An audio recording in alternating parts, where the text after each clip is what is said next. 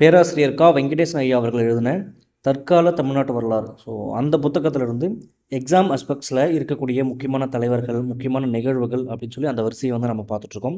இந்த வீடியோஸில் நம்ம பார்க்கக்கூடிய டாபிக் என்ன அப்படின்னா, முக்கியமான தலைவர்கள் பற்றி பார்க்க போகிறோம். நீலகண்ட பிரம்மச்சாரியை பற்றி பார்க்க போகிறோம். அதுக்கப்புறம் மாடசாமி, ஸோ அவரை பற்றி பார்க்க போகிறோம். அண்ட் தென் எம்பிடி ஆச்சாரியாவை பற்றி பார்க்க போகிறோம். அதுக்கப்புறம் தூத்துக்குடி குருநாத ஐயர். ஸோ இவங்களை பற்றி இந்த வீடியோஸில் வந்து எக்ஸாம் அஸ்பெக்ட்ஸில் பேராசிரியர் வெங்கடேசன் ஐயா புத்தகத்தில் என்னென்ன டாப்பிக்லாம், என்னென்ன பாயிண்ட்ஸ்லாம் கொடுத்துருக்காங்க அப்படின்றத பார்க்க போகிறோம். ஃபஸ்ட்டு நீலகண்ட பிரம்மச்சாரி. ஸோ இவர் வந்து ஆஷ் கொலை வழக்கில் முக்கிய குற்றவாளியாக அவர் என்ன பண்ணுறாங்க, கருதுகிறாங்க. ஆக்சுவலாக வாஞ்சிநாதன் வந்து பாண்டிச்சேரிக்கு யாரை தான் பார்க்க போவார், ஃபஸ்ட்டு நீலகண்ட பிரம்மச்சாரியை பார்க்க போவார். ஸோ அவரை மீட் பண்ணதுக்கப்புறம் தான் வந்து வாவேசு ஐயர் என்ன பண்ணுவார், ப்ரௌனிங் ரக துப்பாக்கி வந்து எப்படி சுடுவது அப்படின்னு சொல்லி ஒரு பயிற்சி வந்து என்ன பண்ணுவார் வாவேசு ஐயர் வாஞ்சிநாதனுக்கு கொடுப்பார். ஸோ அந்த ஆஷ் கொலை வழக்கில் முக்கிய குற்றவாளியாக நீலகண்ட பிரம்மச்சாரியை வந்து என்ன பண்ணுறாங்க, ஒரு முக்கிய குற்றவாளியை வந்து அதில் போடுறாங்க. ஸோ அதுக்கப்புறம் வந்து 1910 பாரத மாதா சங்கம் அப்படின்ற ஒரு அமைப்பை வந்து ஆரம்பிக்கிறாரு. எங்கே, பாண்டிச்சேரியில். டிஎன்பிஎஸ்சியில் நிறைய டைம் கேட்ட கொஷின் இது. 1910 பாரத மாதா சங்கம் அப்படின்ற அமைப்பை பாண்டிச்சேரியில் வந்து என்ன பண்ணுறாரு, நீலகண்ட பிரம்மச்சாரி ஆரம்பிக்கிறார். இந்த பாரத மாதா சங்கத்துடைய நோக்கம் என்னவாக இருந்துச்சு அப்படின்னா, குறிப்பாக திருநெல்வேலி மாவட்டத்தில் இருக்கக்கூடிய அந்நிய அதிகாரிகளை கொன்று சுயராஜ்யம் பெறக்கூடிய ஒரு விஷயம். குறிப்பாக திருநெல்வேலி மாவட்டத்தில் இருக்கக்கூடிய அந்நிய அதிகாரிகளை கொன்று சுயராஜ்யம் பெறணும் அப்படின்றது தான் இந்த பாரத மாதா சங்கத்துடைய முக்கியமான நோக்கமாக இருந்துச்சு. இவங்க வேறு என்னென்ன விஷயங்களை வந்து ஈடுபட்டாங்க அப்படின்னா, ரகசியமாக சதி வேலைகளில் நிறைய ஈடுபட்டாங்க. அந்நிய அதிகாரிகளை கொள்வது, அவங்களுக்கு எதிரான பிரச்சாரங்கள் செய்வது. ஸோ அந்த மாதிரி ரகசிய சதி இயக்கத்தில் நிறைய வந்து இவங்க ஈடுபட்டாங்க. முக்கியமாக சொல்லணும் அப்படின்னா, காளி சிலைக்கு முன்பு, இது மேபி எக்ஸாம்ஸில் ரீசனிங் ஆஸ்பெக்ட்ஸில் கேட்க சான்சஸ் இருக்குது. ஸோ காளி தெய்வம் இருக்கு இல்லையா, ஸோ காளி தெய்வத்துக்கு முன்னாடி நின்றுட்டு ஆட்காட்டி விரல், ஸோ ஆள்காட்டி விரலை வந்து கட் பண்ணி அறுத்து அதில் வரக்கூடிய ரத்தத்தில் என்ன பண்ணுறாங்க, அந்த காளி தெய்வத்துக்கு முன்னாடி வந்து ஒரு ஒப்பந்தம் மாதிரி ஒரு கையெழுத்து வந்து இடுறாங்க. ஸோ எங்களுக்கு என்ன ஆனாலும் பரவாயில்ல, ஸோ இந்த நாட்டோட விடுதலைக்காக நாங்கள் வந்து போராடுவோம் அப்படின்ற மாதிரி. ஸோ காளி சிலைக்கு முன்னாடி, காளி தெய்வத்துக்கு முன்னாடி தன்னுடைய ஆள்காட்டி விரலை அறுத்து ரத்தத்தில் கையொப்பம் இடுறாங்க. எக்ஸாம்ஸில் கேட்கலாம், இந்த மாதிரி விஷயங்களை வந்து எந்த சங்கத்தை சேர்ந்தவங்க பண்ணாங்க அப்படின்னு கேட்கலாம். பாரத மத சங்கத்தை சேர்ந்தவங்க. சரியா? ஸோ அடுத்து சந்தேகமான ஒரு மொழிகள், சங்கேத மொழி அப்படின்னு சொல்லுவாங்க. ஸோ சீக்ரெட்டான கம்யூனிகேஷன்ஸ் எல்லாமே வந்து என்ன பண்ணுறாங்க, அவங்க வந்து வச்சுக்கிறாங்க. ஸோ சீக்ரெட்டான வந்து கம்யூனிகேஷன்ஸ் என்னென்ன பண்ணணும், என்னென்ன செயல்பாடுகள் பண்ணணும் அப்படின்ற மாதிரி சங்கேத மொழிகளில் என்ன பண்ணுறாங்க, தொடர்பு வந்து கொள்கிறாங்க. எக்ஸாம்ஸில் வேறு என்ன முக்கியமாக கேட்கலாம் அப்படின்னா, சூரியோதயம் அப்படின்ற பத்திரிகையை நடத்துனது யார் அப்படின்னு கேட்கலாம். சூரியோதயம் அப்படின்ற பத்திரிகையை யார் நடத்திருப்பா, நீலகண்ட பிரம்மச்சாரி. எங்கே நடத்தினார் அப்படின்னா, பாண்டிச்சேரி. சூரியோதயம் அப்படின்னு சொல்லக்கூடிய பத்திரிகையை பாண்டிச்சேரியில் நடத்துறது. எக்ஸாம்ஸில் கேட்கலாம். அடுத்து வெளிநாடுகளிலிருந்து ஆயுதம் மற்றும் நிதி உதவி. எந்த நாட்டுக்கிட்டேருந்து ஆயுதம் மற்றும் நிதி உதவி வந்து இவங்க வாங்கினாங்க அப்படின்னா, ஐரோப்பிய நாடுகள். ஆலோசனைகளாக இருக்கட்டும், ஆயுத உதவியாக இருக்கட்டும், நிதி உதவியாக இருக்கட்டும், இது எல்லாமே ஐரோப்பிய நாடுகள்கிட்ட இருந்து இந்த அமைப்பு வந்து என்ன பண்ணாங்க, இந்த சப்போர்ட் வந்து வாங்கிக்கிட்டாங்க. சரி, ஓகே. என்னென்ன மாதிரியான தண்டனைகள் வந்து இவங்களுக்கு கொடுத்தாங்க அப்படின்றத பார்க்கலாம். நம்ம ஆல்ரெடி பார்த்தோம், ஆஷ் கொலை வழக்கில் குற்றவாளியாக வந்து இவர் என்ன பண்ணுறாங்க, சேர்த்து இவருக்கு 7 ஆண்டு காலம் என்ன பண்ணுறாங்க, சிறை தண்டனை கொடுக்குறாங்க. நம்ம ஆல்ரெடி போன ப்ரீவியஸ் வீடியோஸில் பார்த்தோம். சரியா? ஸோ 7 ஆண்டுகள் சிறை தண்டனை கொடுக்குறாங்க. 1914 பெல்லாரி சிறையிலிருந்து அவர் என்ன பண்ணுறாரு, எஸ்கேப் ஆகிறார். ஸோ 7 ஆண்டுகள் வந்து சிறை தண்டனை கொடுக்குறாங்க. 1914 பெல்லாரி ஜெயிலிருந்து அவர் என்ன பண்ணுறாரு, எஸ்கேப் ஆகுறாரு. ஸோ இவர் வந்து என்ன பண்ணியிருப்பார் அப்படின்னா, 2 வருஷம் ஜெயிலில் இருந்திருப்பார்.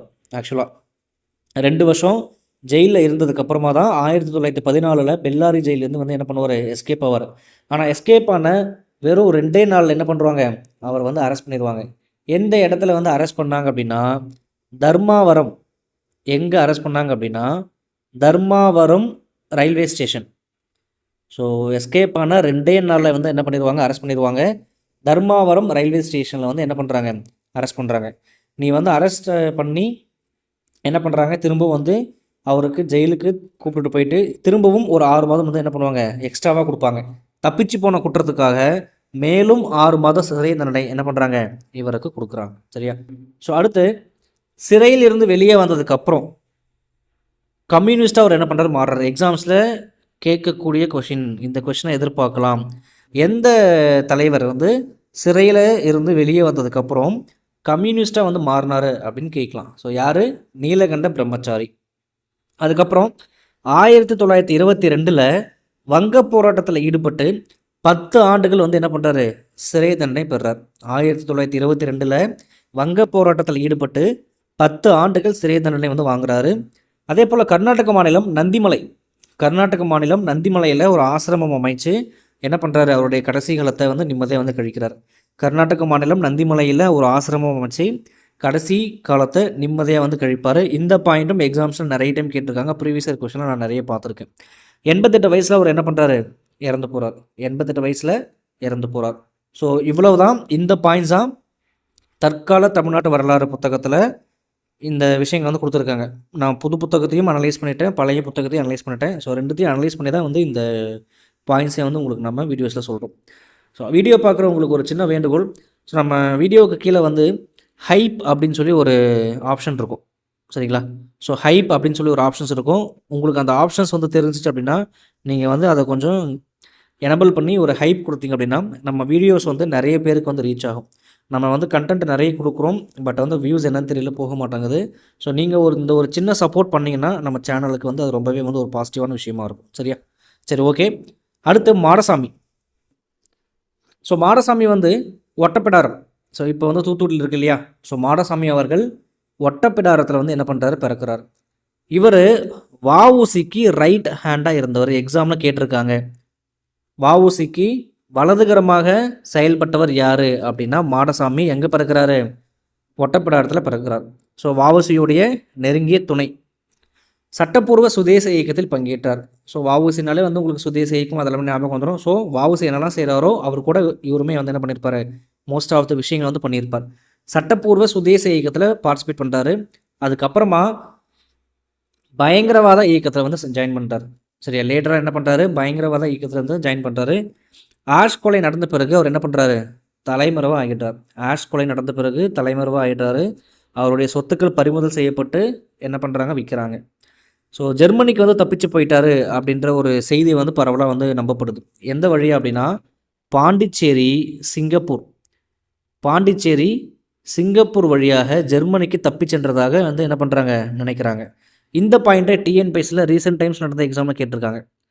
சரியா? ஸோ ஜெர்மனிக்கு பாண்டிச்சேரி சிங்கப்பூர் வழியாக அவர் என்ன பண்ணிட்டாரு? தப்பிச்சு போயிட்டாரு அப்படின்னு இந்த பாயிண்ட்டை எக்ஸாம்ஸில் கேட்டிருக்காங்க. சரிங்களா? ஸோ அடுத்து பார்க்கக்கூடிய தலைவர் யார் அப்படின்னா எம்பிடி ஆச்சாரியா. இவருடைய முழு பெயர் என்ன அப்படின்னா மண்டயம் பிரதிவாதி திருமலச்சாரியார். எக்ஸாம்ஸில் மேபி கேட்கலாம். சரிங்களா? ஓகே. இவர் திருவல்லிக்கேணி அப்படின்னு சொல்லுவோம். சென்னையில் இருக்கு இல்லையா ட்ரிப்ளிகேன்? திருவல்லிக்கேணியில் வாழ்ந்து வந்த மைசூரை சார்ந்த மண்டயம் குடும்பத்தை சார்ந்தவர் அப்படின்னு சொல்லி ஒரு பாயிண்ட் வந்து கொடுக்குறாங்க புத்தகத்தில். சரிங்களா? ஸோ இந்த பாயிண்ட்டை நோட் பண்ணி வச்சுக்கோங்க. ஸோ இவர் திருவல்லிக்கேணியில் வாழ்ந்து வந்த மைசூரை சார்ந்த மண்டயம் குடும்பத்தை சார்ந்தவர் அப்படின்ற ஒரு பாயிண்ட்டை கொடுக்குறாங்க, தெரிஞ்சு வச்சுக்கோங்க. இவருடைய ஃபுல் நேமு மண்டயம் பிரதிவாதி திருமலச்சாரியார். ஸோ லண்டனில் இந்தியா விடுதி அப்படின்னு சொல்லி ஒன்று செயல்பட்டுச்சு அப்படின்னு நம்ம ப்ரீவியஸ் வீடியோஸில் பார்த்தோம். அந்த இந்தியா விடுதியில் இவரும் வந்து என்ன பண்ணியிருப்பார்? ஒரு மெம்பராக வந்து இருந்திருப்பார். So Va Ve Su Iyer, Trichy TSS Rajan, so இவங்க கூடலாம் இணைந்து வந்து அவர் என்ன பண்ணுறாரு? செயல்படுறாரு. வாவேசு ஐயர், டிஎஸ்எஸ் ராஜன், ஸோ இவங்க கூடலாம் வந்து சேர்ந்து செயல்படுறார். பெர்லின் முகாமில் புரட்சியாளர்களுடன் இணைந்து செயல்பட்டார். ஸோ எப்படி வந்து இந்தியா விடுதின்னு சொல்லி ஒரு முகாம் இருந்ததோ அதே போல் பெர்லின் முகாம் சொல்லி இன்னொன்று இருக்கும். ஸோ அதில் நிறைய புரட்சியாளர்கள் வந்து இருப்பாங்க. ஸோ அவங்க கூட சேர்ந்து இவர் என்ன பண்ணார்? செயல்பட்டார்.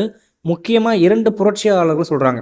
ஒன்று தூத்துக்குடி குருநாத ஐயர். நான் சொல்கிறேன், நோட் பண்ணிக்கோங்க. ஒன்று தூத்துக்குடி குருநாத ஐயர், இன்னொன்று டாக்டர் செண்பகராமன். சரியா? ஒன்று தூத்துக்குடி குருநாத ஐயர், ரெண்டாவது டாக்டர் செண்பகராமன். ஸோ இந்த புரட்சியாளர்களோட சேர்ந்து பெர்லின் முகாமில் இவர் என்ன பண்ணுறாரு? செயல்படுறார். சரியா? அடுத்து ஆயுத புரட்சியின் மூலம் விடுதலை. ஸோ பெரும்பாலும் இந்த குரூப்போடைய நோக்கம் என்னவாக இருந்துச்சு அப்படின்னா ஆயுத புரட்சி மூலமாக வந்து நம்ம என்ன பண்ணணும்? விடுதலை வாங்கணும் அப்படின்றது தான் வந்து நோக்கமாக இருந்துச்சு. ஓகேவா? ஸோ அடுத்து குருநாத ஐயர் அடுத்து பார்க்கக்கூடிய தலைவர் குருநாத ஐயர். ஸோ இவர் தூத்துக்குடியில் தலைமை காவலராக வந்து என்ன பண்ணியிருப்பார், வேலை செஞ்சுருப்பார். தூத்துக்குடியில் தலைமை காவலராக என்ன பண்ணியிருப்பார், வேலை செஞ்சுருப்பார். அவருடைய பெயரே என்னது தான், தூத்துக்குடி குருநாத ஐயர். ஸோ வஉசி சுதேசி இயக்கத்திற்காக வேலையை விட்டு சேர்ந்தார். ஸோ இவர் வந்து தலைமை காவலராக இருந்திருப்பார். ஸோ அந்த சுதேசி இயக்கத்திற்காக அவர் என்ன பண்ணுவார், அந்த வேலையை ரிசைன் பண்ணிவிட்டு வஉசி கூட சேர்ந்து களப்பணியில் வந்து ஈடுபட்டிருப்பார். ஸோ கலவரங்களில் ஈடுபட்டதுக்காக இவர் என்ன பண்ணுறாங்க, கைது பண்ணுறாங்க. ஸோ எதுக்காக வந்து அவர் அந்த கலவரத்தில் ஈடுபட்டார் அப்படின்னா, வஉசி அவர்களை வந்து என்ன பண்ணியிருப்பாங்க, அரெஸ்ட் பண்ணியிருப்பாங்க. வஉசி அவர்களை அரெஸ்ட் பண்ணியிருப்பாங்க. அதை எதிர்த்து கலவரத்தில் வந்து ஈடுபடுவாங்க. ஸோ அப்போது இவர் என்ன பண்ணுவாங்க, கைது பண்ணுவாங்க, சிறை தண்டனையும் அனுபவிப்பார். ஸோ சிறை தண்டனை எதுக்காக அனுபவிச்சார், முக்கியமாக அவர் எதுக்கு கைது பண்ணாங்க அப்படின்னா, கவர்மெண்ட் பில்டிங் இருக்கு இல்லையா, ஸோ அந்த கவர்மெண்ட் பில்டிங்க்கு என்ன பண்ணிடுவார், தீ வச்சிருவார். ஸோ அரசு அலுவலக கட்டிடங்களுக்கு தீ வைத்ததன் காரணமாக கலவரத்தில் ஈடுபட்ட காரணத்தினால இவர் என்ன பண்ணுவாங்க, அரெஸ்ட் பண்ணி சிறை தண்டனை கொடுப்பாங்க. பின்னர் பெர்லின் புரட்சியாளர்களுடன் இணைந்து செயல்பட துவங்கினார். ஸோ பெர்லின் புரட்சியாளர்கள் இருக்காங்க இல்லையா, ஸோ அவங்க கூட சேர்ந்து இவர் என்ன பண்ணியிருப்பார், அடுத்தடுத்த விஷயங்களுக்காக நிறைய பார்ட்டிசிபேட்ஸ் வந்து பண்ணியிருப்பார். ஸோ இந்த வீடியோஸில் இந்த முக்கியமான தலைவர்களை பார்த்தோம். அடுத்த வீடியோஸில் நாம் டாக்டர் செண்பகராமன், பாரதியார், வஉசி, சுப்பிரமணிய சிவா, இந்த மாதிரி நிறைய தலைவர்கள் இருக்காங்க. அந்த தலைவர்களை பற்றி தற்கால தமிழ்நாட்டு வரலாறு புத்தகத்தில் என்ன விஷயங்கள் எக்ஸாம் ஆஸ்பெக்ட்ஸில் கொடுத்துருக்காங்க அப்படின்ற விஷயங்களை நம்ம 1 by 1 பார்க்க தான் போகிறோம். அந்த புத்தகத்தையே நம்ம அப்படியே கம்ப்ளீட்டாக முடிக்கலாம்னு சொல்லி ஒரு பிளான் இருக்குது. அதுக்கு உங்களுடைய சப்போர்ட் வந்து எனக்கு ரொம்ப ரொம்ப தேவை. ஸோ வீடியோ பிடிச்சிருந்தால் லைக் பண்ணுங்கள். வீடியோ எப்படி இருக்குது அப்படின்னு சொல்லி உங்களுடைய கமெண்ட்டில் சொல்லுங்கள். ஃப்ரெண்ட்ஸுக்கு ஷேர் பண்ணுங்கள். எக்ஸாமுக்கு ப்ரிப்பேர் பண்ணிட்டு இருக்கக்கூடிய மற்ற ஸ்டூடெண்ட்ஸுக்கு, உங்கள் ஃப்ரெண்ட்ஸில் குரூப்புக்கு ஷேர் பண்ணுங்கள். இந்த வீடியோவுக்கு ஒரு ஹைப் அப்படின்னு சொல்லி ஒரு பாயிண்ட் கீழே இருக்கும். நீங்கள் அந்த ஹைப்பை கொடுத்தீங்கன்னா கொஞ்சம் இந்த வீடியோ வந்து மற்றவங்களுக்கு ரீச் ஆகும். யூடியூப் வந்து என்ன பண்ணும் அப்படின்னா மற்றவங்களுக்கு வந்து எடுத்துகிட்டு போய் காமிக்கும். ஸோ அப்படி பார்க்கும்போது நமக்கு ஒரு ப்ளஸ் பாயிண்ட்டாக இருக்கும். நமக்கும் இன்னும் நிறைய வீடியோஸ் போடணும் அப்படின்ற ஒரு எண்ணம் வந்து நமக்கு ஒரு ஹாப்பினஸ் வந்து நமக்கு கொடுக்கும். சரிங்களா? ஸோ நம்ம அடுத்த வீடியோஸில் பார்க்கலாம். தேங்க்யூ.